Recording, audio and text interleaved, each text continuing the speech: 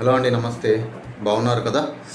ఈరోజు ఒక చిన్న టాపిక్తో, మన పెద్దవాళ్ళు అనేవాళ్ళు మీ సోబతి ఎలా ఉంటుందో మీరు అలాగే తయారవుతారని.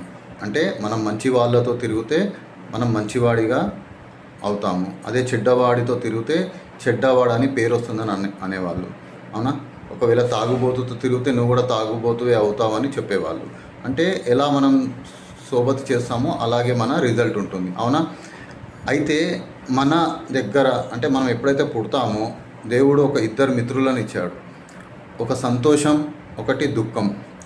ఈ ఇద్దరి ఫ్రెండ్స్ ఎలా ఉంటారంటే, దుఃఖం ఆటోమేటిక్ ఉంటుంది మనకు, అంటే ఎప్పుడు మీతోనే ఉంటాడు, అసలు బయటికి వెళ్ళాడు. ఆనందం మాత్రం బయట తిరుగుతూ ఉంటుంది.